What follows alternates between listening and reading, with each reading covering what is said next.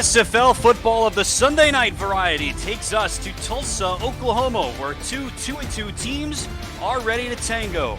The newly christened Lucy Red Stadium in Tulsa, Oklahoma is the site of the 6th overall meeting between the Tulsa Desperados and the Queen City Corsairs. Good evening, everyone, and welcome to Oklahoma. This is the Simulation Football League. Happy to have you with us alongside producer extraordinaire Cameron Irvine, our statisticians Ron Haynes and Rochelle Colston, and my partner, the great Josh Zirkle. I'm Tim Hackett. Thanks for joining us tonight. Josh, it's a pleasure to be here with you tonight. A pair of 2-2 teams, a lot on the line, it feels, in the early stages for these two squads. Absolutely, Tim. Great to be with you. Great to be back in Tulsa. We have a lot of exciting young talent on this Desperados team. Obviously, the headliner, running back Douglas Brown, he could score from anywhere on the field and has this season. 6 touchdowns already. He's on pace for 1,500 yards from scrimmage. But let's not forget about the legends on this offense. Sonzo Robinson, Corey Jones, Gabriel Manning, a combined 31 years, 31 seasons of SFL experience. They're going to bring some great opportunities to this young quarterback in JQ. On defense, they're young, but they're talented. They're dead last in passing yards allowed, but they will haunt your dreams, and they'll get some turnovers. As for Queen City, they're coming off a win against Indianapolis. They have not won 2 games in a row since week 10 of season 18, and they have a very tall order ahead of them tonight, Tim. Tulsa, meanwhile, has won 2 in a row after losing its first 2. Queen City has been up, down, exchanging wins and losses, and they're back on the road. The 5th straight meeting between these two teams to take place here in Tulsa. And looking down the line, you never know, Josh, this game could be what makes or breaks the season for these two squads. You never know. We're underway. Queen City will get the ball. The final game of week 6 of season 19 of the Simulation Football League. On the return is Adrian Ellis, second-year wide receiver, and we are underway. So for the first time in quite some time, Queen City this offseason needed a new quarterback. A.J. Caswell was the signal caller here for more than a dozen seasons, so he retires. In steps O.J. Bruin. So Queen City in the offseason goes from A.J. to O.J., and so far, mixed returns for Bruin in his 3rd total season after he spent his first 2 seasons with the Portland Fleets. He's in the backfield with 2 men astride him. He gets hit as he lofts one up to the sideline, and a jumping catch is attempted, but does not go anywhere. Chris Andrews, who is having another really good season, applies that early pressure. Yeah, O.J. Bruin is one of the quarterbacks, Tim, that I really enjoyed watching in SFLM, the minor league. I really think he has a lot of raw potential. When the game fell into his hands, obviously he had a lot of chances to throw the ball late on some of those disappointing Portland teams, looking to turn his fortunes around here in Buffalo. But as you mentioned, not exactly happening according to the script so far. 21st in yards, 22nd in completion percentage through 4 games. He will pump fake. Now he has time, fires over the middle, and that's caught. Nice link up from Bruin to Deezer Powell, and a gain of 23 on the second play from scrimmage. Deezer Powell, old reliable in his 10th SFL season, his 5th in Queen City. Had 6 catches last week. Just an absolute veteran, a leader on this offense, on this team, getting things started, first catch of the game. We'll talk about as we go along, as he was brought over to be the number 1 wide receiver, but doesn't necessarily have to fill that role anymore, as Bruin will throw again. 3 straight throws for Bruin to start, and that's swatted away by safety Marco Swifts. Yeah, I really like this Tulsa secondary. I mean, they had some trouble replacing a lot of players that left this past season on the defensive side of the ball, but Swift coming over from Houston, Skinny Washington, the rookie, I called a Tulsa game earlier this season, and he had a pick 6 right out of the gate in the first quarter. This team does give up a lot of passing yards, but I'm telling you, the talent is there in the secondary for Tulsa. It's really been the script for them the last couple of seasons. What we've seen again this year, they give up a ton of yards, but they take the ball away a lot, and they stay in games. It's a weird recipe, but it's worked for them. Bruin will throw again into traffic again, and right into that very solid Tulsa secondary that Josh spoke of. That's Cameron Shaw with another pass deflection. Yeah, and Shaw is fantastic. Has an interception already this season, and that's what you got to look out for. A young quarterback like O.J. Bruin, that's something you want to watch. How much will Queen City put the game in his hands, especially when you have that guy right there, Jet Zero, and he needs to get going as well. He's barely done anything this season, which is a surprise when you consider how amazing he was in season 17. He's only rushed for 1 touchdown through 4 games, something we'll talk a lot about. Third down, Bruin hit, somehow throws it away 2-0, and 0 makes something out of nothing, fittingly so. Gets a gain of 3 as Bruin hit the deck on that one. Yeah, and you win a little bit of field position there, obviously short of the first down, but you got Jet 0 a touch on your first drive of the game. May have been too little too late. But interesting to see Queen City passing the ball as often as they were in this first drive of the game, Tim. Every play on that drive was a pass, and so the drive will end right short of midfield. Greg Morrison, the punter, nearly has it blocked. Fair catch called for by Gabriel Manning. Get used to hearing that name a lot. He is Mr. Everything for this Tulsa offense, has been for a long time, and not just for the offense, for the special teams as well. One of the best returners in SFL history. We're inside Lucy Red Stadium here in Tulsa, Oklahoma. Visit Lucy Red Energy Drink at lucyred.com and see why the energy is amazing. First season that also has played inside this newly christened stadium, Lucy Red Energy. JQ will start his first drive of the night from the 20-yard line. He throws into traffic, and that could have been picked. That's Kappa Jones, a guy who knows a thing or two about interceptions, Josh. He's a former safety, now a middle linebacker. Couldn't haul that one in. Yeah, 34 career interceptions. And not doing the same sort of hand workout, I guess, with the linebackers as he was with the secondary. It looked like he should have come down with that one. Stuff is misleading. You know, we have more tools at our disposal, selfishly, you and me, than we ever have in this league. So we're told first season in Queen City for Kappa Jones. Not necessarily true. I mean, he spent 4 seasons here earlier, but as a safety, this is his first year here as a middle linebacker. Q will throw. That's caught this time. Douglas Brown. Josh talked about him earlier. Spin move and a gain of 6 for the sophomore tailback. Yeah, and Brown really a great, fantastic rookie season. And when Tulsa went from from 2 wins in season 17 to making a playoff appearance in season 18, there were a lot of reasons that happened, but the biggest reason was Douglas Brown. Completely agreed, and he's off and running here tonight with a gain of 6. Q steps and throws off his back foot, and now it's picked off. Is that who we think it is? You better believe it. The aforementioned Kappa Jones, the former Queen City safety, has his first interception as a linebacker for the Corsairs. And as we saw, Q testing Kappa Jones earlier, failed the test the first time, but this on the retake, came up with a big pick there. And Queen City going to start their second drive of the game at plus territory, Tim. And another interception for Q. That's something that these 2 young quarterbacks have struggled with a lot over the course of their careers. This is Q's 4th season, Bruins 3rd. Interception number 9 for Q this season, which honestly isn't that much relative to the league. So great turn in field position for Queen City, a net of nearly 15 yards after their first punt. Bruin now back to work, throws, and that's caught for a first down by Adrian Ellis. And Ellis not getting a lot of volume this season, only 10 catches so far. Interesting that Bruin decides to go to Ellis, only in his 2nd season in the league, right on the onset of this very pivotal drive here, Tim. No doubt. Now 6 pass attempts for Bruin, 0 rushes for Jet 0 so far. The 26, again from this 2-back set. Bruin into traffic and ripped away. A couple of desperados were there defensively, and Miles Gibson has the pick. Inside linebacker battle so far.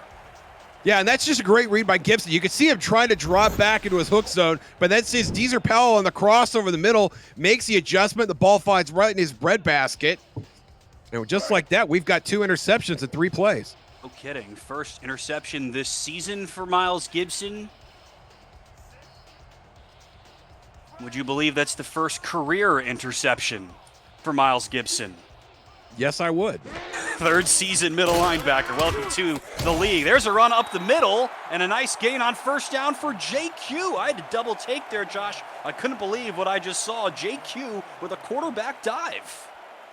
Well, there's one sure way to not throw an interception, and that's to run it yourself. And JQ with a nice gain on first down, staying on schedule, 2nd and 6. Now we're going heavy. I'm going to suspect JQ's not carrying it on this play. If it happens, I don't know what I'll do. It will be Brown. Nice running room for Brown and wrenched down from behind. He looked like he had a lot of space, but that space was taken away from him quickly by Mike Jones.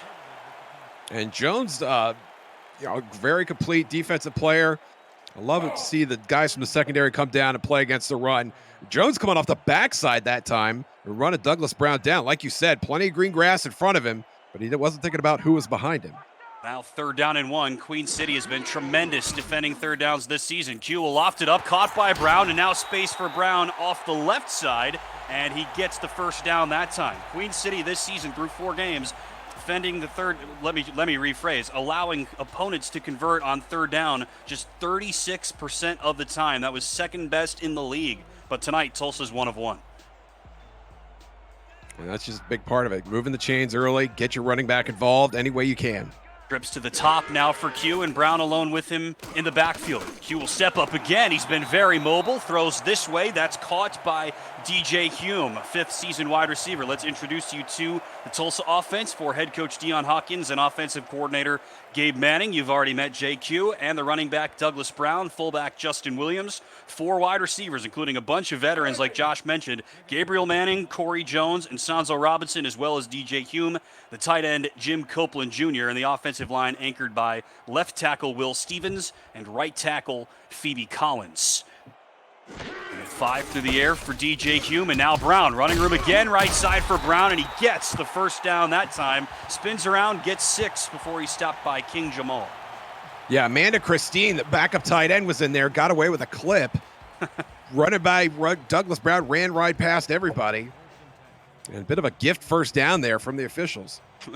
Wasn't sure we would be hearing Amanda Christine's name tonight, and when we do, it's because she probably should have been called for a penalty. Another 1st down for Tulsa. Q will drop it short. Brown blows through the 1st man and then is pushed down after a short gain. Shoulder check by Brown. I'm liking what I'm seeing out of this Queen City defense so far, and they understood they were going to have to step up to play against Douglas Brown, and they do not seem to be giving him much breathing room at all. Very impressive early performance.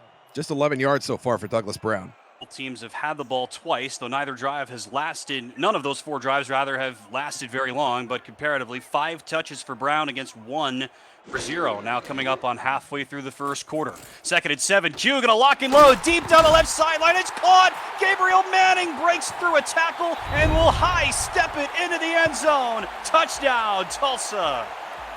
One of the biggest home run hitters in the game, Gabriel Manning, gets loose along the left side, and give credit to JQ, who found him. One of his favorite receivers had to step on his man. Great pocket, and Q just throws a dart right to Gabriel Manning. Ted Haynes trying to bring him down. No can do, sir. And Gabriel Manning's going to high step it across Hollywood Boulevard. Tulsa strikes first. 56 yards from Q. An absolute Q shot to Gabriel Manning. Is now too early to whip out the Josh Circle patented line? 1st touchdown of the game? Is that an Unleashing the Dragon? That was absolutely Unleashing the Dragon. As long as we get your seal of approval, that's all I care about. Absolutely. All-time, Gabriel Manning is one of the best heavy hitter, home run hitters, like you said, in league history. Averages better than 12 yards per catch lifetime. He's top 10 all-time in SFL history in catches and yards. Career touchdown number 57. He's now close to 10,000 receiving yards, only about 250 yards away from that mark in his storied career. One of the best kick returners and punt returners in the league is on the board early. So drive number 2 ends up in a deep shot from Q to Manning. They link up for the 3rd time this season. Kick away from Brooke Beisel after she hit the PAT. Returnable here for Adrian Ellis, and he gets out to the 26. So here is the rest of the Queen City offense. We mentioned a little bit of a new look for them. They brought in a couple of new players, including most notably OJ Bruin, the quarterback, to join the holdover Jet Zero, his 6th season here with Queen City. The wide receivers, Deezer Powell, Doug Spelling, Adrian Ellis, and William McDowell. A pair of tight ends, James Matthew Jr. and Stephen McMichaels, a former Tulsa Desperado.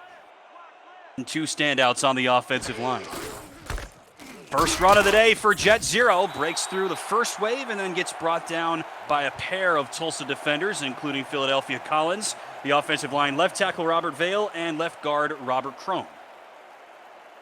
And Jet Zero getting that carry. It's hard to put into words how rough the season has been so far for Jet Zero. 1 touchdown rushing That's 29th in the league. Just to put that in perspective, there are only 28 teams in the entire SFL. Is going to say the exact same thing, and you beat me to it. Very good. Great minds think alike, supposedly. Bruin will throw it short. Matthew Jr. on that catch. Gets to the 30-yard line and no further. Tackled by Mike Mello, rookie defensive tackle, just his second tackle this season. And Matthew Jr. is another guy that I like to watch when the game gets into high leverage situations. He does not make a lot of catches, only had 3 last week, but most of his catches turn out to be in very big spots. He's a very productive tight end, has been for his whole career. 3rd and 5. Bruin sidearm throw and swatted away once again. Marco Swift at the scene of the crime. Not the first time we've said that tonight, and it's 4th down. And Bruin feeling some pressure, wasn't able to set his feet. Almost a cavalier sort of winging there, trying to find Doug Spelling. And Marco Swift, playing very aggressively, knows he has help behind him, and is able to use his athleticism and knock that ball away. He jumped so high, the ball hit him in the elbow. Be another short drive here for Queen City. They have run now just 11 offensive plays on their first 3 drives. Second pass deflection tonight for Swift, who had 2 over Tulsa's first 4 games. Also 2 interceptions and leads the team in tackles with 36. There are standouts all over both of these secondaries, even though the numbers aren't great, especially for Tulsa as a team. We've got some guys with good numbers. Here goes Manning once again. We already mentioned him, one of the best return men in league history. He's got 4 career punt returns, that's second most, and also 21 career kick return touchdowns. That is the most in league history. A threat every time he touches the ball, it seems. Yeah, just absolute, like you said, just a versatile playmaker, can seem to do it all. You know, I think if he had to step in and play linebacker, fullback, bring Rice Krispie treats to the sideline, he could do that too. Call him money, and he's already cashed in tonight. Q will throw again over the middle into triple coverage, tipped and intercepted by Mike Jones. Out across the 50-yard line, he gets tackled by an offensive lineman, and there's Q getting into it with some people on Queen City. Queen City responds after that big home run ball. The last play offensively, they pick Q off at the wall. Yeah, and that's going to go on the docket against JQ, and that's unfortunate. It hits Corey Jones as Corey Jones is being hit, and the ball just squirts out, and Mike Jones is right there. Gets a pretty good return on it as well. And we saw 2 interceptions in 3 plays earlier in the quarter, Tim. How about 2 interceptions in 2 plays? And 3 now combined for these 2 quarterbacks already. We've only played less than 7 minutes of game time. Queen City will once again start from across midfield. Can they do better this time? Bruin will loft it. Man, that was almost 3 straight, Josh, but instead it finds the hands of Doug Spelling. Doug Spelling, one of my favorite receivers in the SFL. He makes a lot of very difficult things look pretty simple. You see that ball? There's 5 red jerseys around him. Spelling knows he's going to get crushed, and he just brings it in like he's pulling his mail out of the mailbox on Monday morning. Tremendous job by Doug Spelling. He's the number 1 wide receiver on this team now. We mentioned that used to be Deezer Powell. That was what he was brought in to do, but now Spelling has really overtaken him, and he's the number 1 target. Here's Zero, his second carry. Doesn't go for anything. Nice tackle by Philadelphia Collins, the outside linebacker. Here's the rest of the Tulsa defense. The defensive line is a good one, has been for years. Berto Demora, Chris Andrews on the outside with David Swift and Mike Mello on the inside. Linebackers Miles Gibson, Philadelphia Collins, and David Ware. And the secondary, Nate Heslip, Cameron Shaw, and Skinny Washington. The corners, the safeties, Marco Swift and Travis Arthur. No gain on first down for Jet Zero. Bruin will throw again. This play has worked a couple of times. Short gain for him there. That is Spelling on that catch. And that 5 and out, I know that's an SFL staple. I know everybody runs it.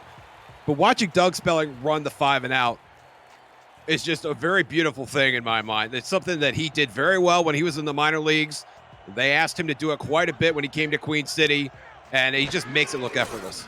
It's 4 there, and Bruin will target him again, and Spelling attempts to make a basket catch, but Bruin pushed it too far out of bounds, and now it'll be 4th down once again, and here comes Judah Dorgan.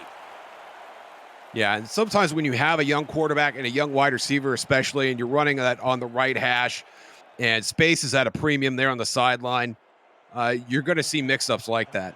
But you got an opportunity to get 3 points here. I like the idea of going to the sideline and running something conservative and leaving Judah Dorgan some chicken on the bone, so to speak.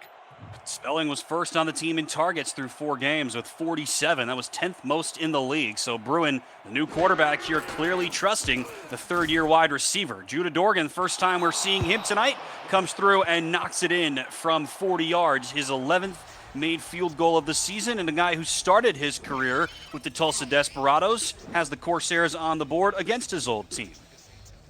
And Judah Dorgan coming in clutch. Had some huge games last season. You remember 6 field goals in that snowy outing in Queen City in the middle of last season. Just a guy who's absolutely clutch. And when you know he's there, you don't have to take a lot of chances on offense when you're approaching the red zone because you know he's going to cash it in for you. The team saying a couple of weeks ago he is now the all-time leader in made field goals in Queen City Corsair history, which is a surprise since this franchise at least, has been around since day one here in the SFL. If you're new to the SFL, it's the Simulation Football League. It combines traditional sports, esports, and a role-playing game into one. The team strategies are being executed in real time by our simulations as real-life players compete on the virtual gridiron. For more information about the SFL, visit our website at www.simulationfl.net. The SFL, we put the fan in fantasy. Both offenses started to get unlocked just a little bit here. And now Douglas Brown trying to escape. Look at all those moves from Brown, and it nets him just a gain of 2. Yeah, that's a lot of work for 6 feet. Kappa Jones there on the tackle. And I think Queen City, I've said it before, they've done a nice job against Douglas Brown so far. They're really focusing on taking away that home run shot away from Douglas Brown that we have seen so many times where he just bounces outside and there's nobody there. Well, somebody's been there every time he's touched the football so far. City has been very good against the run this season. 7th best in terms of rush defense. 9th best in terms of overall defense. Brown trying to go through again and wrenched down again. Another good one-on-one tackle around right tackle, that time by Orion Horace. Yeah, and Horace, the rookie, is part of 4 different rookies on this Queen City defense. And you pair that with 4 other newcomers in Saboka, Stackhouse, Kappa Jones, Mike Jones, and Greg Gaines. 5 newcomers, excuse me. You got to get contributions from your rookies. Orion Horace coming through there. Queen City and Tom Riddell have had to do a lot of work in the offseason to remake this team. 3rd down, Q's pass is caught by Manning, but he is going to shuffle out of bounds short of the sticks. 4th down. Yeah, just didn't have the inertia to turn upfield. Yeah, Tulsa's going to punt here. First time we will see a punt from Tulsa. They had a pick their first drive, and then that big touchdown pass from Q to Manning, 54 yards, and then a pick on their last drive. And so now the first time we will see Ismail Farouk tonight. Clock still running, 1 minute left in the first quarter. Good stop by the Queen City defense after the offense gets them on the board for the first time. Returnable here for Adrian Ellis, but he runs right into the teeth of this Tulsa special teams. We mentioned this is a matchup that has been played quite a bit, Josh. They did not play last season, but they met in each of the previous 4 seasons, season 14 through season 17. And interestingly, all 4 of those games were played right here in Tulsa. So you throw this game in, that's now 5 straight matchups between these 2 long-tenured franchises that are being played here in the center of the country. It's not a super far trip from Buffalo, but still interesting how that's all worked out. 0 gets -1 at that time. Another tackle for Philadelphia Collins. Yeah, Philadelphia Collins, a tremendous linebacker. Another young guy. He doesn't play like a young guy, though. Plays like more of a veteran. Came into the week with 200 tackles all time. 8 tackles last week. You can always count on Philadelphia Collins to step up. All 3 of these backers now for Tulsa in their 3rd seasons in the league, so all finally started to get some footing, you would think. 2nd and 11, Bruin sees the pressure and tosses it out to 0, who throws a stiff arm into the defender, but he's only able to pick up the yard he lost. It'll be 3rd and 10. Yeah, that pass rush from Tulsa, which has not been terribly strong this season. Jaden Swift is the only player on that front line that has any sacks at all, and he has 2. And they're doing a nice job of getting in the face of O.J. Bruin, and he's had to make a lot of decisions in haste so far in this early first quarter. Another 3rd down coming up here for Queen City. They've struggled on those today. Bruin's throw is short of the sticks, but it's caught by Matthew, and he's tackled a yard short. 49 against 49, and second-year safety Travis Arthur defeats one of the biggest play tight ends in the league. It'll be 4th down when we come back. We're done with 1 in Tulsa on this Sunday night in the SFL. You're watching the SFL, presented by APM Music, live on Twitch.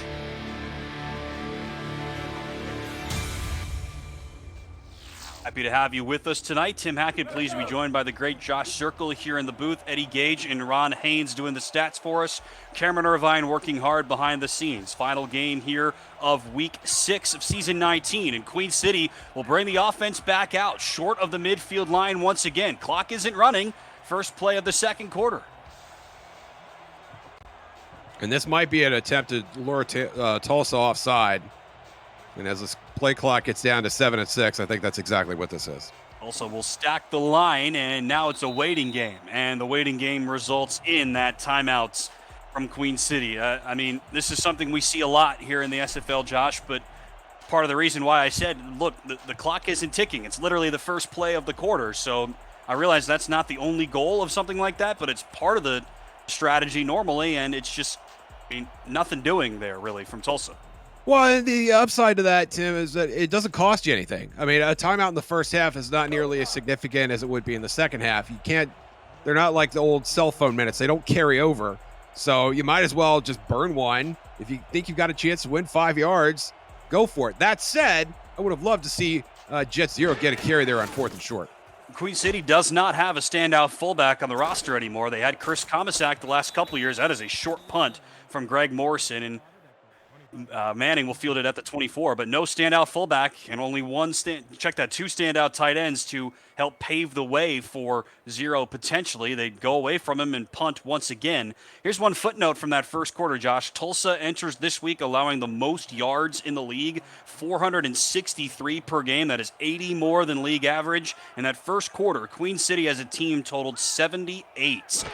So good news for Tulsa with a 7-3 lead. Q will throw it this way. Short catch by Gabriel Manning. We owe you an introduction to the Queen City defense, so let's get that to you now. The defensive line, Andre Krim, Frank Stackhouse, and Joseph Sabolka, a pair of newcomers. Trio of linebackers, Kappa Jones, Matthew Alvarado, and Orion Horace, a pair of rookies. And in the secondary, corners Ted Haynes, Mike Jones, and Amar Bryant Jr., and the safeties, Greg Gaines, King Jamal, and Savon Watson, a pair of rookies, couple of other newcomers, and a pair of 5-seasoned veterans. A mishmash of guys on this Queen City defense, to be sure. And a 4 for Manning. Here's Brown, who has to jump over a man and gets a short gain before he's brought down after a gain of a couple. And that's William Kidd, the often bench-warming defensive end, coming up with that stop there. Anytime you can get a contribution from folks on the bench, that's a great thing. This team has 3 standouts on the defensive line, but 2 of them are defensive tackles, which is an unusual setup. Kidd is a defensive end. 3rd and 4, Q bullets it, and a diving catch is made by Corey Jones. Welcome to the game. Somehow pulls that one off the turf. Yeah, great catch. Let's take another look at it right in the face of King Jamal, and Q puts it right on the money. You see him split that seam there between Jamal and the second defender. Well-thrown ball by Q, and a great catch in traffic by Corey Jones. First catch of the day. It goes for 20 yards. 18 for 244 and a touchdown this season for Jones. His 10th season with Tulsa, 12th season overall. Never made an all-star game, believe it or not, as Q will throw it now from the midfield line. It seems these two teams have lived right around midfield, either just over or just under that 50-yard line with the big Tulsa Desperado logo in the middle, Josh. And both of these teams, offensively at least, have struggled to move the ball through a quarter and change. Yeah, 3 interceptions, a lot of good defense, though. And Queen City especially, their only lap so far is that long Gabriel Manning TD.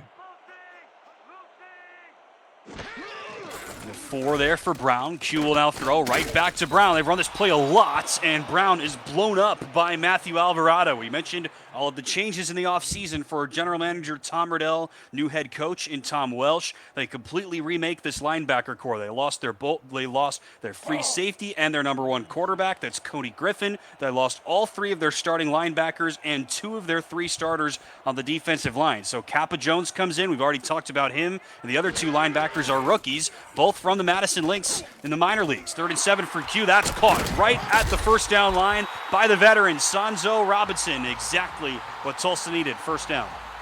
And they just barely get that first down, too, Tim. Tulsa really having to work for it on the offensive side. Sanzo Robinson paying a price for catching that ball over the middle. But it does net the first down, and Tulsa will keep the drive alive. Their third down conversion, number 2 today for Tulsa. Queen City is 0 of 4 comparatively. Q will loft that up. Rainbow pass out to Brown, who breaks through the first hit and then is taken down once again by Mike Jones for a short gain.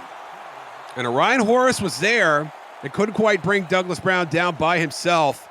But Mike Jones, part of this Queen City effort to gang tackle Douglas Brown, you can't say enough about the job that they're doing right now. They've really contained him, only 17 yards through just over a quarter. 21 yards receiving, so 11 total touches, 38 total yards for Brown. That's nothing for a guy of his caliber. From the 35, they will toss it out again. That's Justin Williams, the fullback, with his first touch today. He is blown up right at the line of scrimmage by Kappa Jones. And I think JQ, part of the reason that he was able to get that deep throw off to Gabriel Manning is Queen City is really just not giving JQ any respect here at all. They're playing a little bit off the ball, you can see, but the free safety's in frame, and they are playing very aggressive here close to the line of scrimmage. 35, Q under pressure, and he is pile driven back. A huge loss on third down. Outstanding play. The pressure rush.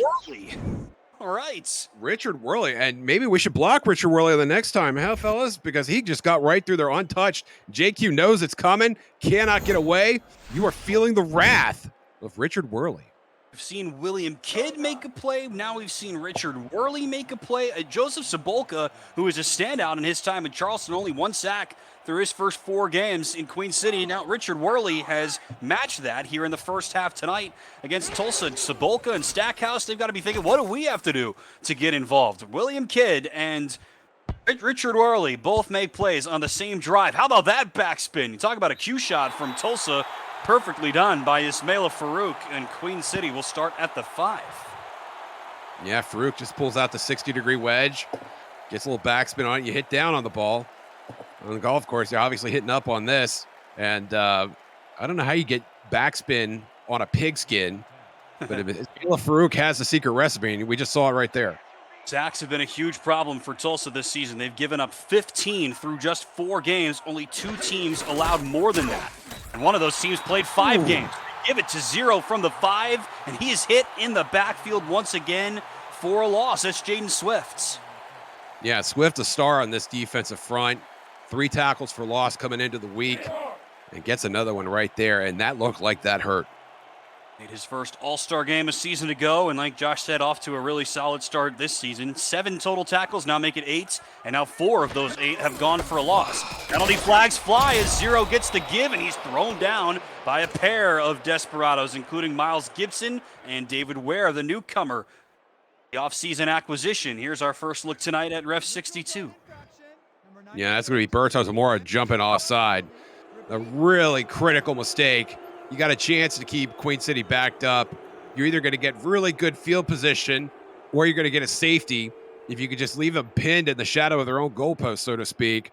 And Demora giving Queen City more breathing room than they probably deserve at this point. Sniffed that out even before we saw the ref on the screen, Josh. Well done by you, and a free 5 yards after, instead of a play that should have given 0, about 1, and that helps Queen City, at least in the mileage department, very well. Delayed handoff to 0, and Tulsa was ready for that one. Cameron Shaw comes in to lay the finishing touches, and it'll be 3rd down anyway. And it was Chris Andrews that got penetration early. It was able to hit Jet 0 behind the line of scrimmage, sort of tee him up for Cameron Shaw to some extent.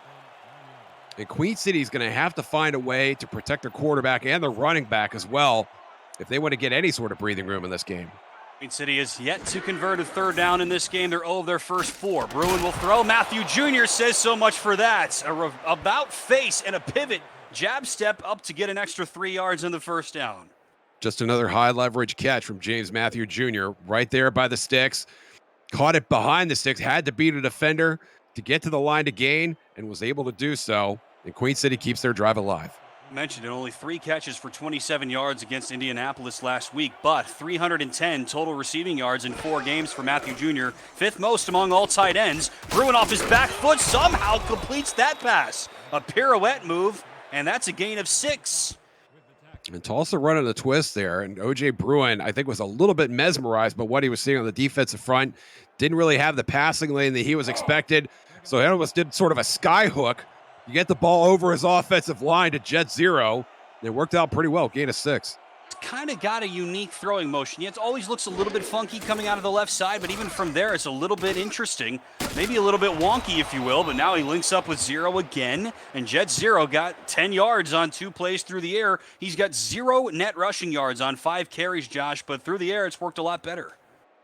Yeah, it has. And to go back to O.J. Bruin for a second, we have a lot of left-handers in this league. Sure do. And I don't think we have any delivery that is as flamboyant, perhaps, as that of O.J. Bruin. How many lefties do we have in this league? It's crazy. Zero tries to crack outside, and he's blown up once again. This Tulsa defense has had every answer for Jet Zero. That's Philadelphia Collins once again. He didn't have any TFLs through Tulsa's 4 weeks.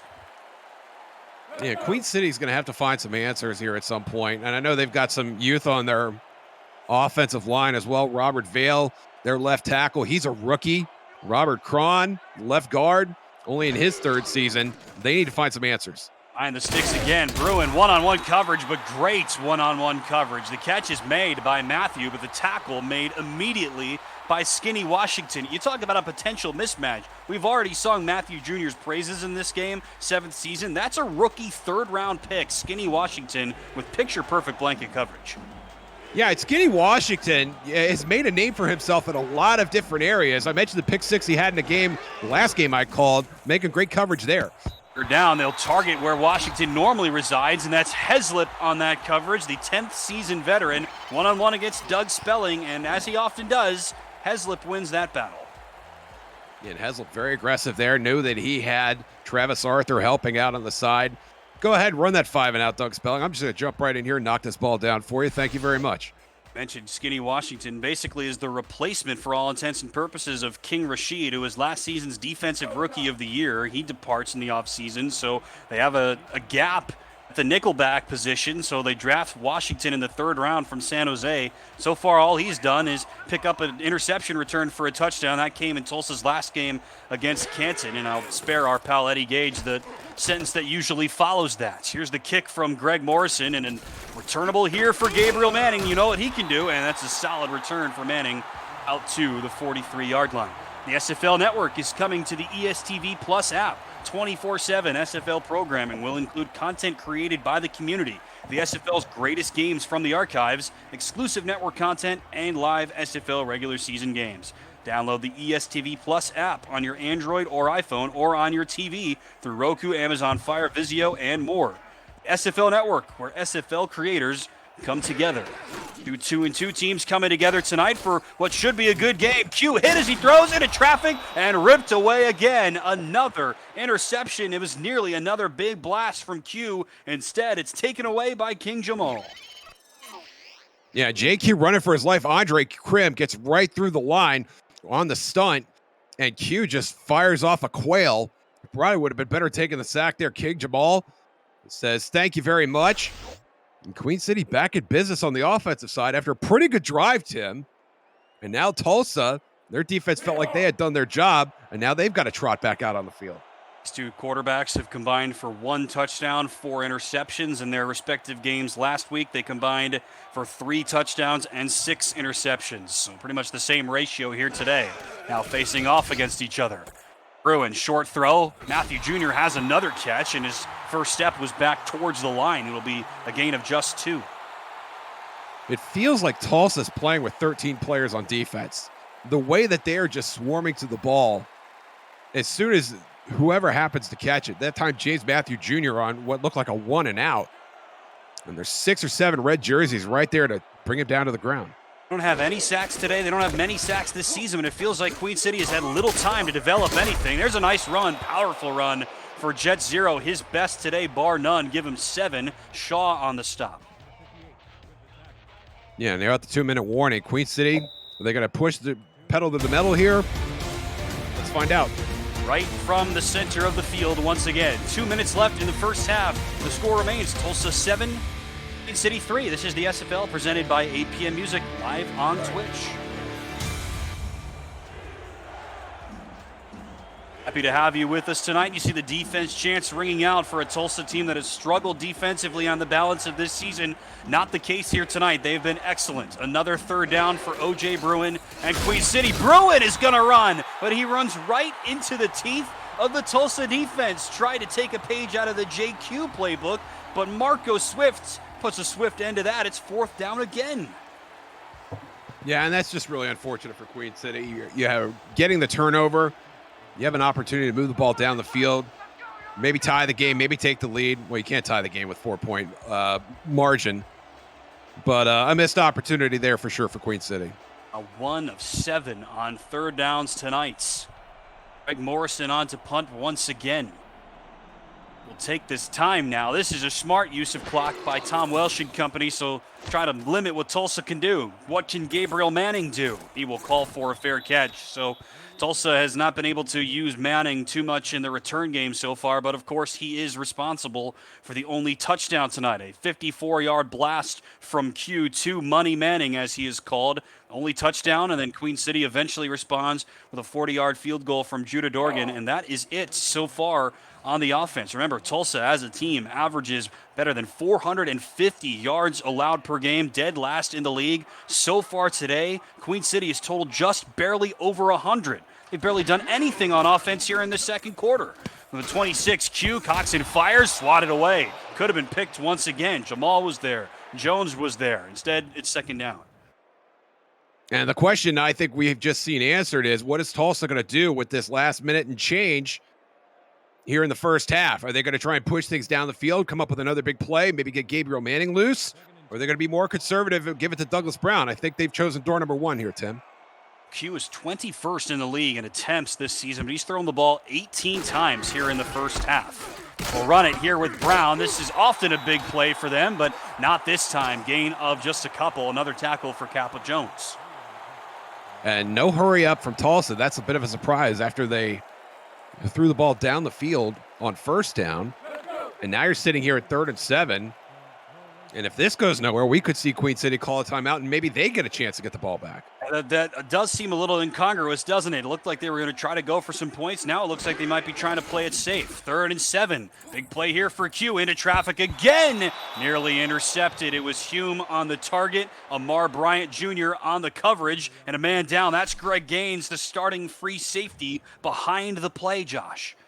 Yeah, 5 interceptions for Greg Gaines on the season. That's a huge loss. As much as JQ likes to throw the ball downfield, we'll take a look at grabbing that left hamstring. And you can see it's a non-contact injury.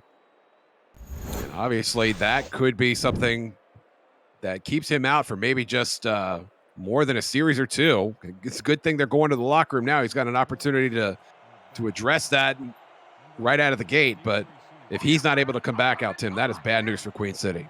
Words out of my mouth. It is almost the end of the half, so it gives Gaines, you would think, some extra time, but he's on pace for a career season. Already 5 interceptions, like you said. He had 29 career interceptions over his first 6 seasons. He's a real journeyman. Spent his last season with Jacksonville, his first season now for Queen City, former corner.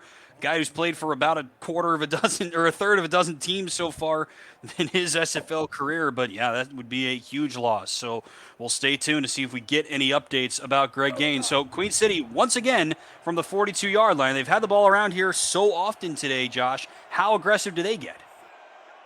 I think you hand it to Jet Zero and you get a head start going to the locker room. See what he can do. It's 7 carries for 3 yards unofficially. Bruin will throw. Out of the backfield they go. That is the fullback, Edward Teach, who makes the catch. Short gain of 2. Clock will run. The Queen City's going to hurry up, Tim.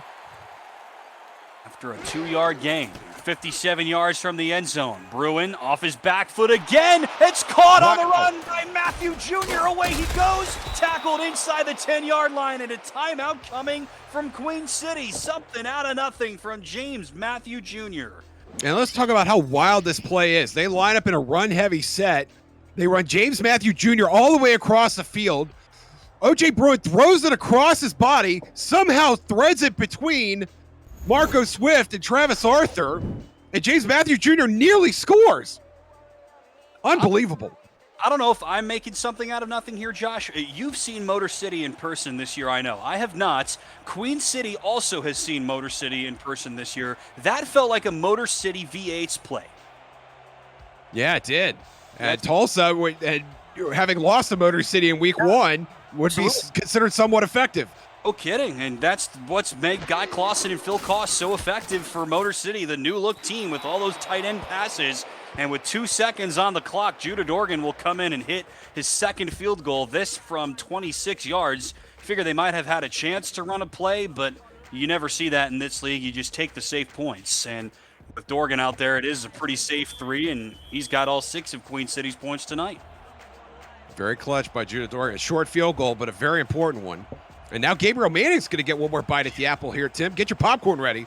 About to say the same thing. 21 career kick return touchdowns, most in the league. He will field this one on a hop almost, has to turn around and get it, and that helps him accelerate. Oh, man, put that popcorn away for now, but I was just about to dig in. Another quality return for Gabriel Manning. It was more than 800 return yards by himself already this year. That's how the first half ends. Fireworks almost go off, but not quite. These two teams lock it down defensively, and after 2 quarters, Tulsa leads it 7-6. Josh, what do you think about that first half? Absolutely outstanding. Some great defense, 4 interceptions overall. This is a slugfest. I mean, both teams came to play. We're seeing some young quarterbacks struggling here. JQ especially with 3 interceptions, but does have the only touchdown pass of the game, that long strike to Gabriel Manning. I'm curious to see how these teams will adjust for the second half. Tulsa will get the ball first, and Manning will have a kick return for the second time in about 20 seconds of real time. And a nice spin move from Manning. Tulsa will start off the second half from the 26. So welcome back to Lucy Red Stadium here in Tulsa, Oklahoma. Visit Lucy Red Energy Drink at lucyred.com and see why the energy is amazing. Tim Hackett and Josh Zirkle here with you in the booth. Eddie Gage and Ron Haynes in the truck. Cameron Irvine working hard behind the scenes. You see that. Queen City actually more total yards in that first half than Tulsa, thanks, of course, in almost exclusively to that big play at the end from Matthew Jr. Q throws into the line. That is never a pretty play. Batted away, and there is the breakdown about Greg Gaines and worst case scenario, really, for Queen City. Yeah, absolutely bad news. JQ looks like he's going to continue to throw the ball, too, despite 3 interceptions in the first half. And you'd like to have everybody out there you possibly can. And to lose your free safety in a game like this, where every defensive play matters, that's a big break in favor of Tulsa. In case you were tracking at home, that catch by Matthew Jr. was good for 48 yards for the guy who wears number 49. Q has to take evasive action again, runs for his life, and now will run the ball. His second run today, and that works again. A gain of 7 on a scramble for JQ. And I'm liking the crit we're seeing out of JQ. A guy who's thrown a lot of interceptions, does not look sheepish at least. Pocket breaks down, no problem. I'm going to scramble. I'm going to try and get the first down any way I can. Love to see it. 10 rushing yards for Q, 3 for Jet Zero. That was a dot. More traditional there from JQ. Gabriel Manning once again on the catch. First down, Desperados. And you saw the stat line on Gabriel Manning, and that is just quintessential Gabriel Manning. 4 catches, 80 yards. Not a lot of volume, but comes up with huge chunks of yardage every time he gets a football. And that's a big one right there, getting his team into plus territory. Mentioned he's usually the heavy hitter, the home run hitter, if you will. We've already seen that, obviously, here tonight with that touchdown, but hasn't really been the case for him this season. 33 catches, but only 302 yards before today. Once again from the midfield line, here goes Brown, breaks through Kappa Jones, and is tackled just short of the first down line. Jones was going with him, pulled in his wake, and somehow Brown stopped short. Yeah, and this is a Douglas Brown we're used to seeing, where defenders hop on and they're like kids at an amusement park going for a ride. And Brown nearly getting a line to gain despite having 2 Queen City defenders on his back. Second down and inches. Crowd oohs and ahs as Q takes it over to Brown, who gets shoved down to the floor once again. Kappa Jones, I mean, former safety, now middle linebacker. What a day he's had. Yeah, doing a nice job of covering the flats. JQ really needs to get that ball out farther. You saw Douglas Brown having to make an adjustment. He had to stop in his route and wait for the ball, and that gave Kappa Jones the opportunity to close in and make the tackle. Baseline stats for Q this year are not good, but the fringe stats are actually solid, and they will run it on third down. There's Douglas Brown. What can Brown do for you? It's a run on 3rd and 2 and another first down for Tulsa. And you mentioned earlier the offense starting to unlock, and I think Douglas Brown starting to unlock this Queen City defense to some extent. Great blocking right there. You see number 73 paving the way for him. That is Tony Strawberry. The Strawberry fields aplenty right there for Douglas Brown. Brown only had 6 carries in that first half. He's got 2 here on Tulsa's first drive in the second half. Eddie Gage telling me 3 straight tackles for Kappa Jones, and he will almost have a 4th, but Brown breaks through, and he's off to the races. Touchdown goes Brown, 34 yards. Tulsa extends the lead. And that's what Douglas Brown does, just goes out and does the thing. Gets a little volume, gets a little momentum going. And Queen City, which had done such a great job on containing him in the first half, just lets him slip. Kappa Jones, he falls off. And Douglas Brown just has nobody else in front of him. Outstanding run by the second-year running back. That is what he does.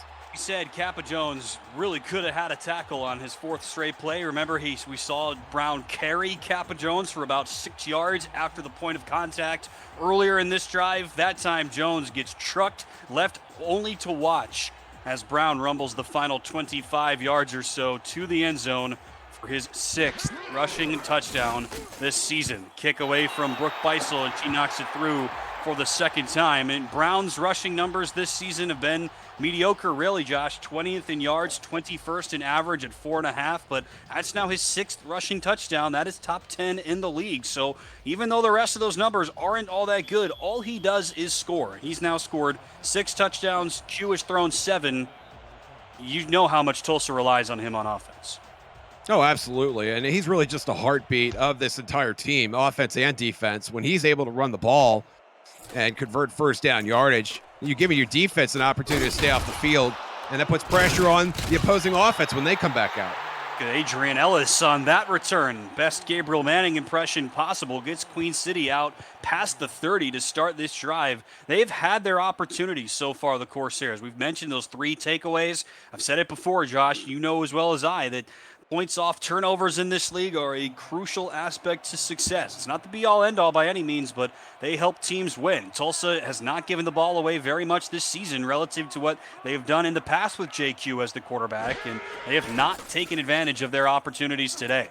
Bruin, with his team facing its largest deficit, throws short of the first down line. Nice catch by Doug Spelling. Yeah, with the 3 interceptions, all they had is the Judah Dorgan field goal, the first one. And then they gave the ball right back when Miles Gibson got an interception. So you can't count on JQ to throw 3 interceptions in every half. And there may not be any more opportunities coming down the pipe for this Queen City offense. They're going to have to make something happen, and they're going to have to make it happen soon. Brown approaching 100 total yards of offense. He had 150 last time out as Tulsa defeated Canton. They had their first bye week last week, so last game, not last week. Second down, here goes Zero. Jet Zero breaks through a tackle and gets out across midfield. A gain of 14 for Jet Zero. That's his best run of the night. Yeah, and if it wasn't for Marco Swift, that's probably a touchdown. Great blocking up here. Jet Zero breaking a tackle at the line. Travis Arthur's blocked off. He can't get to him. Cameron Shaw's blocked off. Marco Swift able to sneak up from behind and hop on for dear life. And fortunately for him, was able to bring Jet Zero down. Swift has been a busy man. 5 total tackles and 2 pass deflections. The team's leader in tackles before today. Zero, that's really been par for the course for him today. Runs right into Chris Andrews, the veteran defensive end. And Chris Andrews has made a couple plays tonight. And he and the rest of this Tulsa front getting great penetration on this Queen City offensive line. The Desperados have been winning the battle in the trenches when Queen City's had the ball. Roberto DeMora, Jaden Swift, and Chris Andrews are now playing together on this Tulsa defensive line for the 6th straight season. Impressive consistency, and now they bring in a new member into the fold in Mike Mello for the first time. Bruins throw behind Matthew Jr., but he wasn't too far away from the line of scrimmage anyway. Again, 49 versus 49, and Travis Arthur wins that battle again. Yeah, and Arthur really outstanding free safety. You know, one of the younger guys, so you don't hear him mentioned in the same breath as Rochelle Colston or Mike Ryan or some of those other folks in Sioux Falls. But this guy could carry a load, believe me. Their number 2 free safety last year becomes the starter here this year in his second year. Third down, wide open. First down. James Matthew Jr. delivers again. He has been Queen City's best offensive player today, Josh. Yeah, and he's a guy that Queen City counts on when the going gets tough. And OJ Bruin, really standard looking ball there. Very pretty, just getting right into the hands of Matthew Jr., able to find the seam in the defense. And anytime there's a high leverage catch to be made, it's usually made by that guy, number 49, James Matthew Jr. Top 5 in the league among tight ends in receiving yards through only 4 games, and he's now up towards 90 receiving yards already tonight. Up towards 400 on the season. Another fresh set. Here goes 0. Almost had a hole and then gets taken down once again. There's Nate Heslip running interference, and then Travis Arthur comes down to ultimately land the kill shot. Yeah, and it was Edward Teach, the fullback, that couldn't sustain his block, and that was what did Jet 0 in there. You mentioned the departure of Chris Komisak last year, and they were certainly missing him on that play. Doubt. Teach has already made a couple of plays in this game, but you wonder if somebody like Komisak would have had a better impact. In fact, there's no doubt about it. Here goes 0 again. Short gain that time, brought down by Miles Gibson. This is a team called the Corsairs, and Josh, they have guys on the roster named Edward Teach. We've already seen William Kidd. There's Benjamin Hornigold and Bonnie. Somebody's been playing some Assassin's Creed 4 in the offseason, and I love it personally. I don't get any of those references. I'm in the wrong age demographic for that. Or at least been reading some history books. 3rd and 6. Bruin under pressure again. Lobs it. Look who it is. Matthew Jr. lobs it. That would have been touchdown number 3, almost a surety. And so instead, Cannon misfires. Queen City might have to walk the plank. That is an astounding non-catch by James Matthew Jr. He could have walked that in if he'd have brought that into the breadbasket. The coverage was pretty good, but really that's one Matthew's got to have. Wow. They were 8 of 8 targeting him in this game for 90 yards, and that is a straight-up drop. That's crazy. Not something I don't think I've ever seen, at least not from him. So Dorgan out once again. This is a pretty deep one, and he gets it in 43 yards. So Dorgan now 3 of 3 and responsible for all of Queen City's points tonight. Yeah, and after that drop to get 3 points on the next play, I mean, that's got to boost you a little bit. But, man, you could have had so much more. You get the touchdown, you got a chance to go for 2 and tie the game, or just kick the 1 and trail by a point again. Now you're down by 5, and you're giving Tulsa the ball back. Been 2 big drives for the Desperados, resulting in points. Other than that, not much. 2 touchdowns total in total, 3 interceptions in total for Queen City. Or for Tulsa, excuse me, and that was a really good-looking drive for Queen City that comes to an inauspicious end after that dropped potential touchdown from James Matthew Jr. Well, next weekend on Next Level Sports, 4 teams who have appeared in recent championships fight to get back to dominance, 6:30 p.m. Eastern Time. So on Saturday, Florida tries to shake off Saturday's ugly loss on the road at East Division rival Atlanta, and then at 8:45 p.m. Eastern Time on Sunday, Denver tries to take their home cooking on the road against Lone Star. Also back up by 5. Here goes Brown. Spins out of the first hit and gets a gain of a couple. Live look-ins on Next Level Sports will include Motor City against Indianapolis and Fort Worth against Las Vegas. For a channel guide and more info about NXT, visit NLSE.com. And speaking of Next Level Sports, you can catch Seattle against Portland right now with Chris Curtis and Charles Doherty on Next Level Sports. Check your local listings. Battle between 2 0-4 teams. Something's got to give there, and it looks like Portland's got early lead. 2nd and 8. Q's throw behind Brown. Slips out of a tackle, gets the first down, spins out of another tackle, another spin move, and a 4th before he's dropped by Kappa Jones. How about that from Douglas Brown? I counted 4 spin moves on that. That is 1,440 degrees of spin. And he makes him 1 tackle. There's 2. There's 3. There's 4. And at what point are you popping Dramamine and making sure you don't vomit all over the field? Because that is a lot of spinning, Tim. Did you need your abacus for that one? No, but, the nice thing is you could just type numbers into the search bar. We carry calculators around in our pocket now, Tim.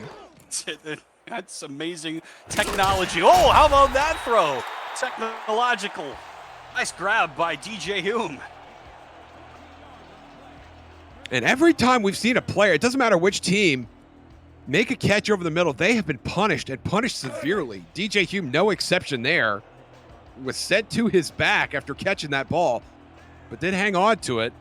And now Tulsa in field goal range. Second catch today for Hume. He had just one catch for 11 yards last time out against Canton. Another check down for Brown's got a blocker out ahead of him, but that blocker not able to do anything. That is Phoebe Collins, the right tackle. She made her block, but unfortunately for her, there were two other Corsairs ready to make the tackle. And I think we might see Tulsa take their foot off the gas a little bit here. A field goal would make this an 8-point game once again. And the way this game has been playing, that's going to play like a 2-score lead. Queen City obviously yet to broach the end zone. You calling out an audible. First time we've seen this tonight. 2.5 left in the third. Tulsa by 5. Hugh has time, throws it to the top. That's Manning again. First down for Tulsa. Thrown down after a gain of about 8 or so from Money Manning. And that's what you get from Gabriel Manning. You see Ted Haynes, the quarterback, giving him about 6 or 7 yards of cushion. And almost like he was willing to give up the first down to make sure Gabriel Manning didn't get to the end zone. A resurgent season for Ted Haynes, who spent the last couple of years as the number 2 corner behind Cody Griffin, who has really emerged as one of the best young corners in the league. He's gone now, moves teams in the offseason, so Haynes is back to being the number 1. He's had a really good year, but this might be his biggest test of the season as Brown gets plastered by Kappa Jones. How many times have we seen this matchup? Quite a few, and I'm willing to see a few more. Kappa Jones just playing an outstanding game right now. He's looked outstanding. 9 tackles on the night so far for Jones, and there is plenty more to come. He had 24 tackles through 4 games, so quick math, it's an average of 6 per game as Q's throw is high and caught past the first down line and right to the 10-yard line. Another tackle for Jones and a great catch for Justin Williams.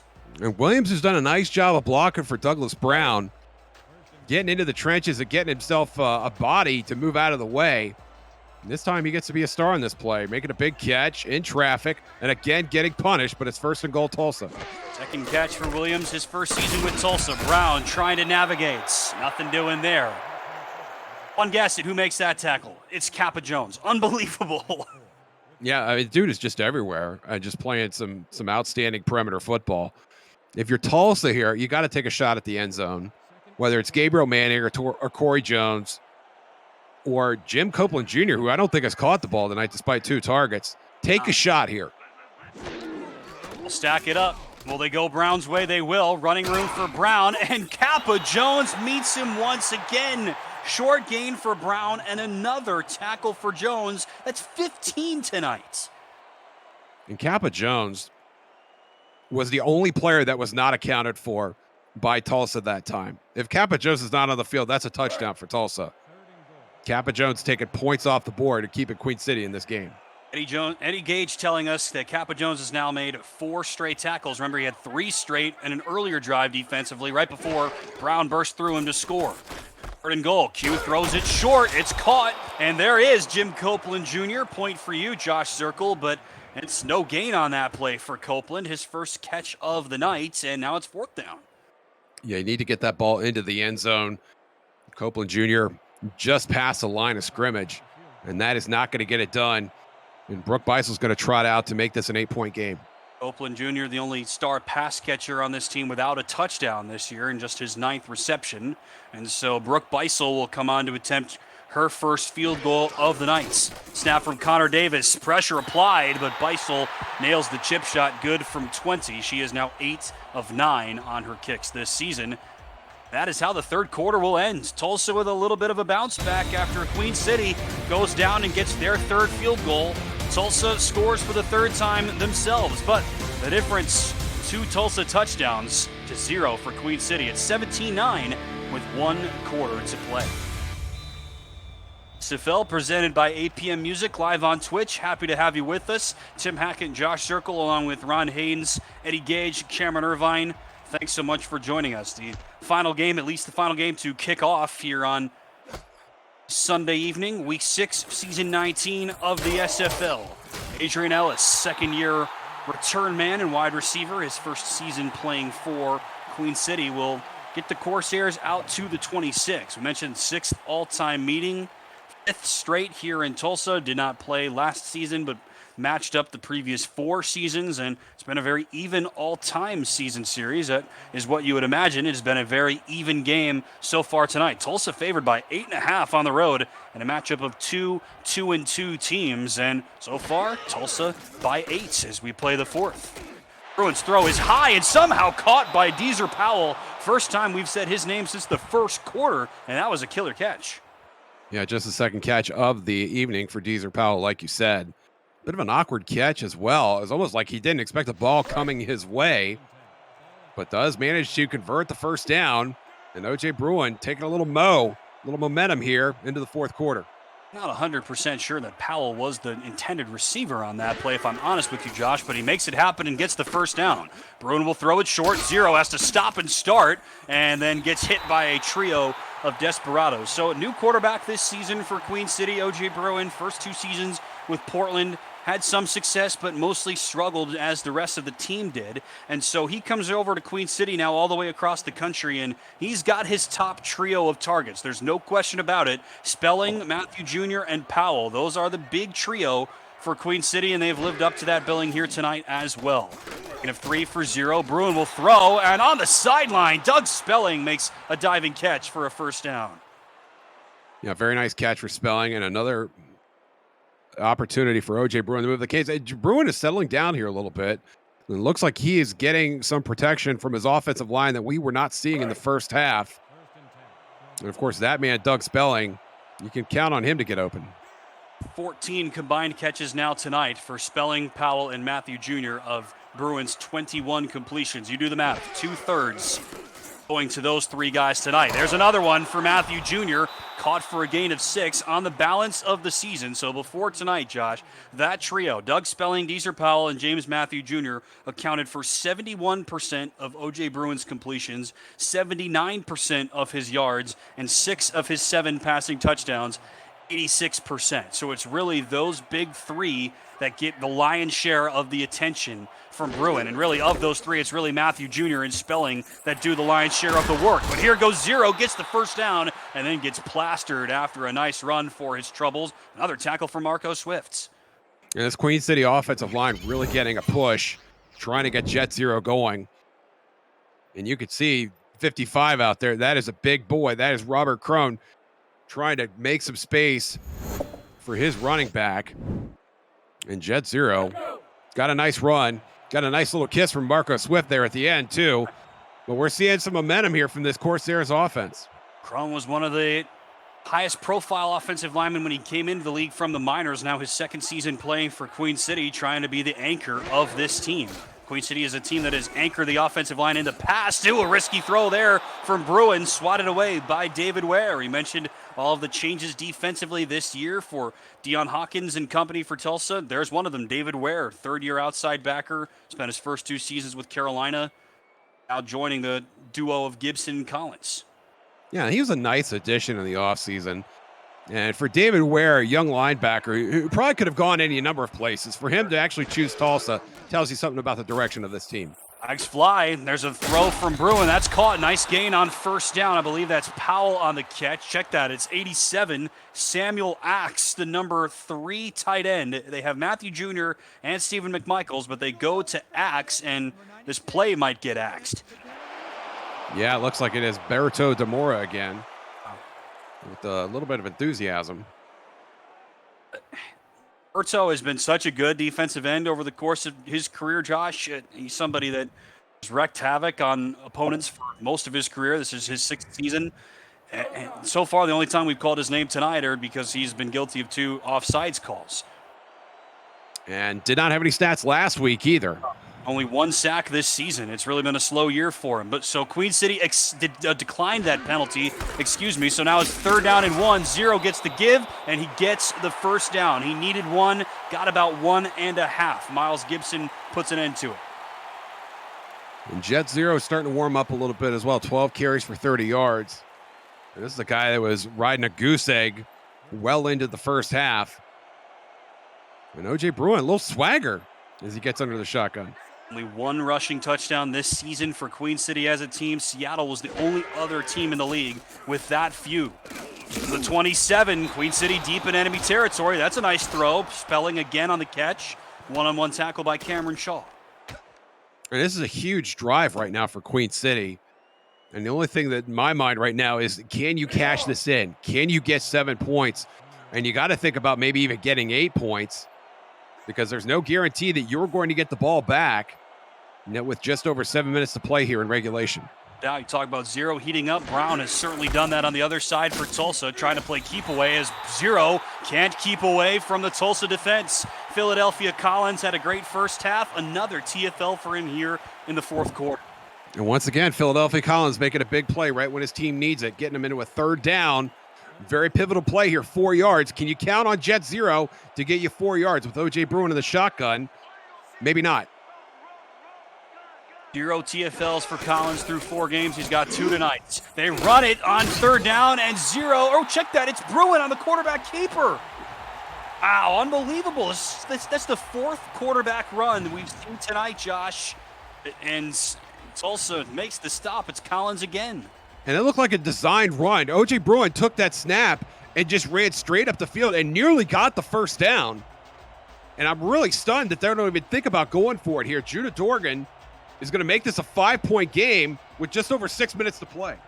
Their fairly routine field goal attempt here from Dorgan. Poor snap. Great hold from Calico Jack. And that kick from Dorgan is good from 35. So the resume tonight for Judah Dorgan, 40 yards, 26 yards, 43 yards, and now 35 yards for a grand total of 12 points for Queen City. He has now made 14 field goals in 15 attempts this season, and the former Tulsa Desperado coming back to haunt his old team, at least relatively speaking. But the rest of this Queen City offense, 0 points. And that's a 9-play drive where they seemed like they had everything going, and then you get to the red zone, and it just stalled out. And that keeper on 3rd and 4, we might be talking about it at the end of the game.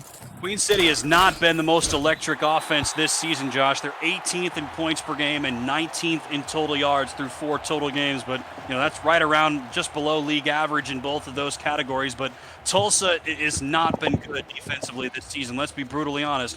Just about 36 points allowed per game. That's the 4th most in the league. And we've already talked about this. More than 460 yards per game allowed on average through 4 weeks. That was most in the league and 80 yards more than league average. So far, they have flummoxed this Queen City offense. Q to throw, up by 5, deep bomb, and another catch. Corey Jones has his 2nd big hitter of the game, right out towards the 45-yard line. Tulsa across midfield on 1 play. And Queen City coming on the blitz. They're going to try and get JQ. And Q throws a gem right there. That's unleashing the dragon. Corey Jones coming up with a huge catch and then getting blasted right in the face. But that is how you start a drive if you're Tulsa trying to close out a game. Corey Jones tonight, 2 catches for 50 yards. That ain't bad. That one goes for about 29. And now Tulsa from the 45. Stack it up. Here's Brown. Spin move around the first man. That's Orion Horace, and then is stopped after a short gain. But the clock starts to run. Alvarado makes the tackle. So there's those 2 former Lynx linebackers. Horace, 3rd-round pick. Alvarado, 2nd-round pick to join Kappa Jones. The former safety who's had the game of his career tonight. Alvarado's made a couple plays tonight. He might have to make a couple more if he wants to get his team the ball back. And out linebacker in the minor leagues, 2nd-round pick here in the pros. Q high throw and a quick catch for Williams. And guess who's on the tackle? Kappa Jones. This is one of the, look, he has had his moments where he has gotten burned. Brown has blown through him a couple of times, but on the whole, this is a fantastic game for a middle linebacker. Oh, absolutely. And JQ not doing his fullback any favors with the high throw there. But Kappa Jones just cleaning up nicely. 3rd catch today for Williams. He had just 5 through Tulsa's first 4 games. Q under pressure, shakes out of the hit somehow, and then throws it below his receiver. That was Sanzo Robinson on the target. Just 1 catch for the veteran former running back today. But how did Q escape that one? I don't know. That's remarkable. You see Kappa Jones there with a chip. I would love to see the replay on the JQ shrugging about 300 pounds of ground beef off of his shoulders and somehow getting rid of this ball out to Sansa Robbins. But Cabot Jones, he's making tackles. He's making some pass plays and pass coverage as well. And that play is going to send the Tulsa offense off the field. Queen City has been very good, relatively speaking, at pressuring the quarterback and stopping the run game. They had 27 TFLs through 4 games. That's twice what Tulsa had as a team, but the Desperados have really done their best to flip that script. There's a high punt from Farouk. We've already seen one brilliant one from him today. There's 2. Queen City down by 5 will start at their 3.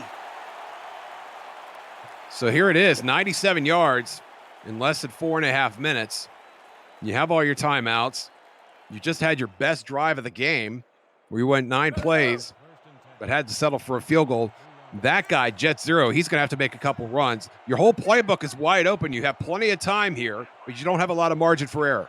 Bruin has completed 71% of his passes, but only for about 200 yards. That won't help that number too much, but Zero is still able to shrug his way out of bounds. Aggressive run. Shaw excited, limits him to a gain of 2, but the clock will stop. And this is where you start thinking about that Tulsa secondary and all the talent that they have. Guys like Marco Swift and even Skinny Washington, the rookie, Cameron Shaw, and Travis Arthur.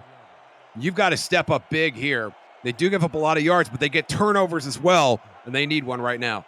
They've allowed 12 passing touchdowns this season through 4 games, second most in the league. 0 touchdowns of any kind tonight as Bruin zips it in. Another catch for Matthew Jr., who's over the century mark.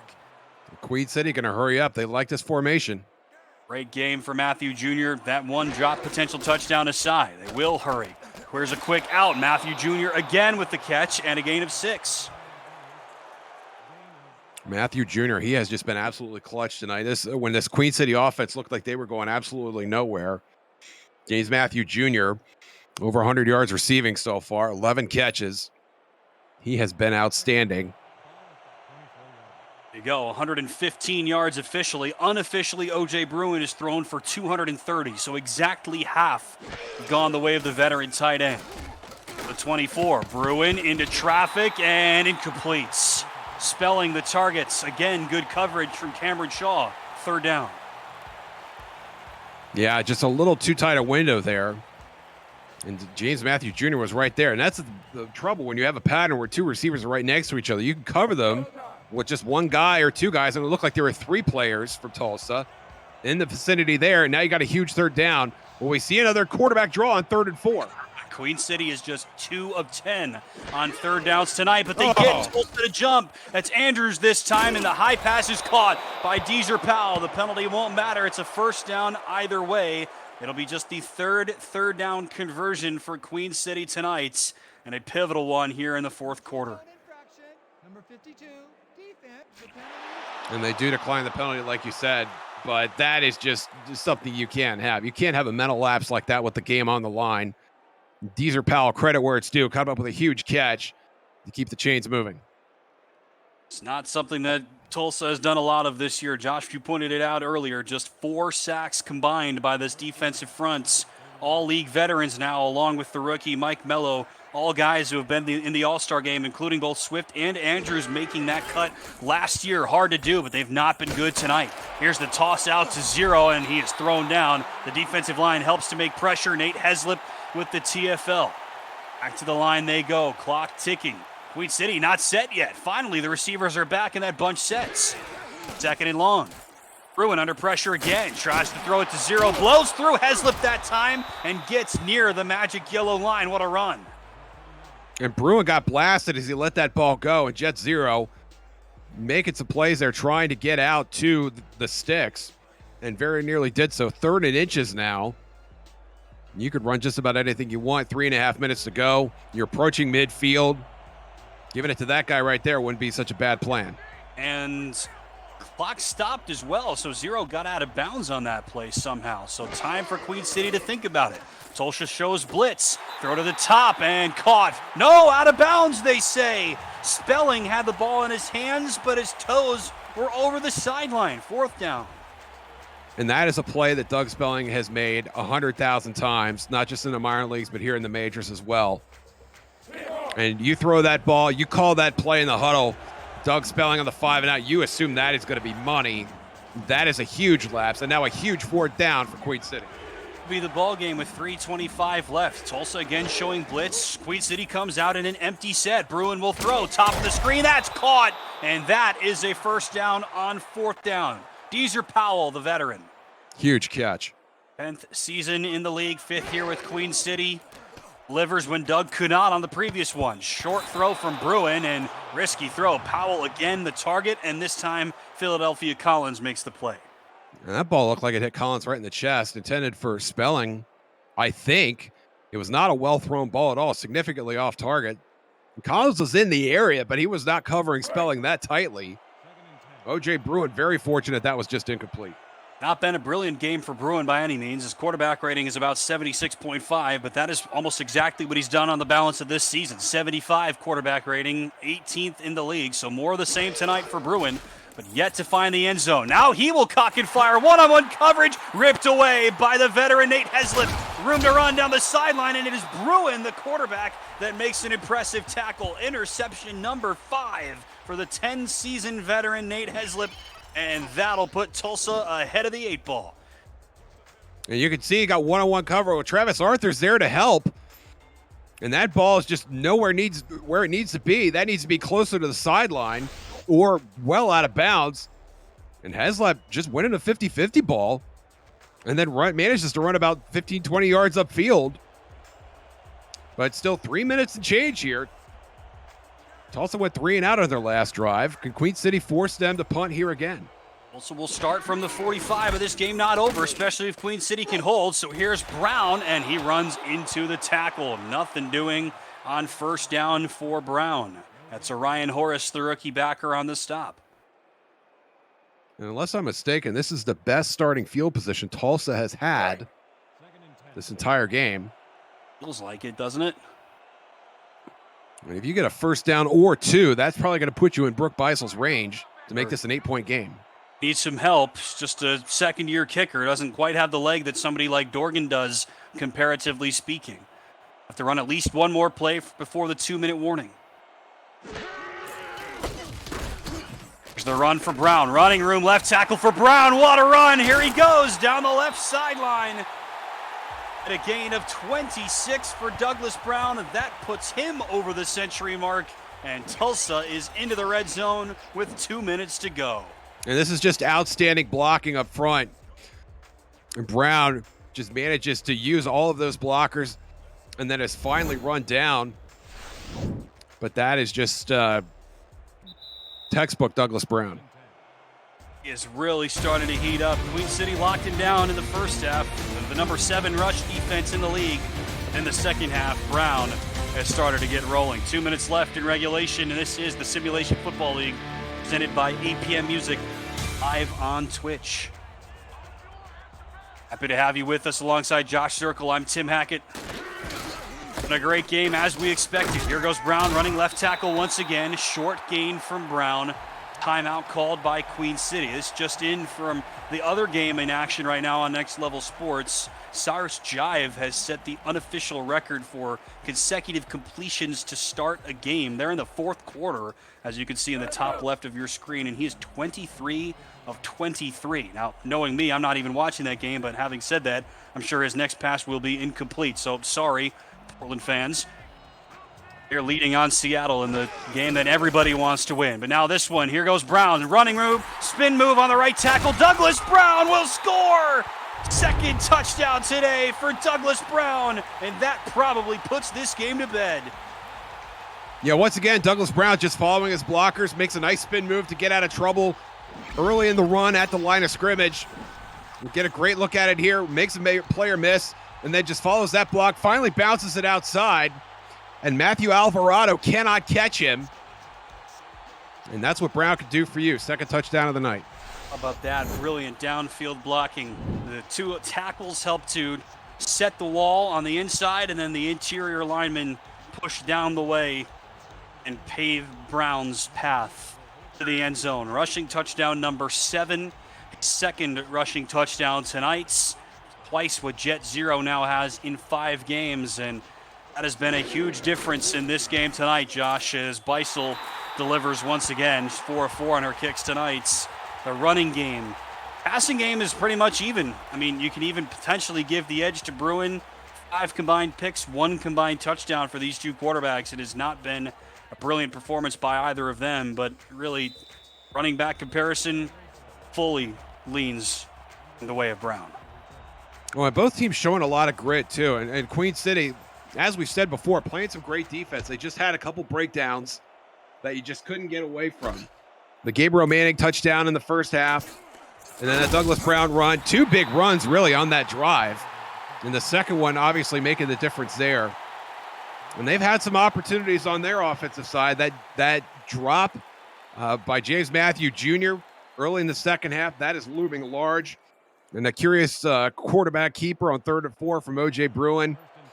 There's just a couple of big plays Queen City had to have, and they just weren't there.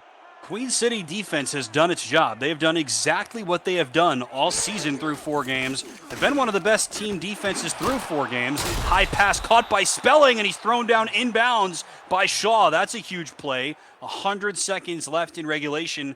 Queen City down by 2. Down by 2 touchdowns, down by 12, and that's swatted away again by Shaw. Back-to-back plays from the veteran corner. I mean, Queen City this season, Josh, they average 24 points allowed per game. That's top 10 in the league, and they average about 350 yards allowed per game. That's also top 10 in the league. So this defense is good, and tonight they've allowed 24 points. That's exactly at their season average, and unofficially about 360 yards to Tulsa. That's pretty much their season average there as well. The defense has done exactly what can be expected of them, but it's not going to be enough. Here's a low throw and hauled in once again by Spelling. Nice catch. Yeah, and the more impressive part of that, at least on the Tulsa side, is that they lost the turnover battle and still managed to come up with enough big plays to win the game. 1:15 left. That throw is picked off once again. Another turnover for Tulsa. Marco Swift has had a fantastic game, and he gets rewarded with a takeaway. Well, now they tied the turnover battle. They've made it 3 apiece now. Marco Swift just snagging that out of midair. Hard to tell from that perspective what exactly he was responsible for. But I'll tell you what he did. He's basically iced up this game for the Desperados. 6 combined interceptions for these two defenses by 6 different players. Takeaway number 3, Marco Swift, who joined Tulsa this offseason, coming over from Houston, and he has made a huge impact in this secondary. Tulsa's still going to run a play. That's Brown on the give.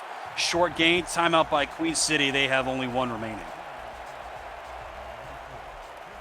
I think Queen City has a lot to be excited about and to look forward to. They've got a lot of youth on this team. Adrian Ellis, obviously a player that they feel very strongly about, giving him special teams responsibilities. And O.J. Bruin, I still think has what it takes to be a star in this league. He certainly has enough talent around him. James Matthew Jr. was fantastic tonight. Doug Spelling, another player I'm very high on. This Queen City team, there's a lot to like, but they couldn't quite get it all together tonight. To your point, Josh, I mean, clearly Queen City feels the same about O.J. Bruin. There is a lot of quarterback transition, a lot of turnover at that position in the offseason. I mean, A.J. Caswell had been the quarterback here for, a dozen seasons? And so he's now gone. They needed another quarterback. You know how many available quarterbacks there were in the minor leagues, but they go up and pick up O.J. Bruin in the offseason, a free agent pickup from Portland. So Tom Riddell and company with a new head coach, and Tom Welsh, who is now a veteran of this league and a very well-respected guy. I mean, for Tom Riddell, they knew they needed a new QB, and they thought that Bruin would be the guy. I mean, he did not win a lot of games for Portland over the last couple of years, but not his fault necessarily in a lot of ways, and they chose him to succeed A.J. Caswell, who may be a Hall of Famer in this league. You never know, and they clearly believe that he's got a future in this league too. And I think with all the quarterbacks he had available, Tim, at that point, with the state that your franchise was in, having won your division, gotten to the playoffs at 8-4, and then almost completely falling off the map, going 4-8 the following season, it was not a situation that, to be fair, a lot of people were excited about. But I think the Tom Welsh and GM Tom Riddell circled the wagon, so to speak. I really got excited about some of the players that they brought in. I thought O.J. Bruin, yes, did not have like the wins and losses in Portland, but had some ability. And when the game was on his hand, you got to remember, he was playing with Ezekiel Love. a guy who's going to get 30 carries a game and is going to have the game plan built around him. But when OJ Bruin had his opportunities, he really found time to shine in Portland, and I think Queen City recognized that, and I think they made a smart move bringing him in. That was a time to shine as well. That was a brilliant catch from Doug Spelling, who now lines up in the backfield as Bruin throws it down. So there's a bonus play for those two guys. That gets Bruin up close to 300 yards, gets Spelling up close to 100 yards. That was a brilliant catch of about 28. So to your point, that's another feather in your cap, Josh. This guy, Doug Spelling, has really come on. It's just his third season in this league, and has really shown some signs, especially tonight, of how good he can be. And Deeser Powell is now really the number 3 option on this team, which is not something we saw in the last few years of Caswell. Bruin is going to tuck it and run one more time, and a gain of about 6 for Bruin. That is how this game ends. Tulsa keeps Queen City completely out of the end zone, and the Desperados double them up. The final score, Tulsa 24, Queen City 12. And in a matchup of two 2-2 teams, it's Tulsa that goes north of 500. Yeah, Douglas Brown, Dougie Fresh, keeping it fresh and getting Tulsa back above 500. Watch him go right there, chugging off Kappa Jones. Kappa Jones had a monster game for Queen City. Let's not lose track of that. But Brown, 18 carries, 135 yards, 2 touchdowns, and then 44 yards through the air as well. Just a difference maker. He was a difference maker last season. And this team struggled out of the gate a little bit, obviously losing to Motor City in week 1, which is my front runner for upset of the year. No kidding. They managed to get a couple of wins against the expansion folks in Indianapolis and Canton, and now had a real test, and they were tested. Queen City played some outstanding defense. They just had 2 or 3 breakdowns on the defensive side, and Tulsa made plays. Gabriel Manning with a long touchdown, Douglas Brown coming out to start the second half and scoring. And then late in the game, ripped off 2 big runs to give them a 2-score lead. The Tulsa offense made the difference here today, and I know JQ had 3 interceptions in the first half, but they did just enough to get it done. And the Tulsa defense really rose to the challenge. We've already talked about this. We've outlined it a little bit, Josh, but this was not a good defensive team statistically. It wasn't good last year either. They were dead last in the league in total yards, dead last again in the league through 4 games. This season, 463. Today, unofficially, they allow Queen City fewer than 350 total yards, and of course, only 12 points. They permitted their first 4 opponents an average of nearly 36 points per game, so a third of that tonight. This Tulsa defense is on the rise. They've now won 3 in a row. And I think both of these teams have a lot to look forward to. It is a very long season. There's a lot going on. Tulsa looking to recap their playoff appearance from a year ago. And Queen City, I don't think they're out of it yet either. Any surprise who the player of the game is going to be? Nope. Douglas Brown, 2 touchdowns and over 150 total yards of offense for the second straight week. Tulsa doubles them up. 24-12 is your final. The Desperados have won 3 in a row, and they are now 3-2. Thanks so much for joining us here tonight. For my broadcast partner, Josh Zirkle, Cameron Irvine behind the scenes, stats team of Eddie Gage and Ron Haynes, well done to you both. Thank you guys, and thank you to all of you for watching. I've been Tim Hackett. We'll see you next time. Until then, so long.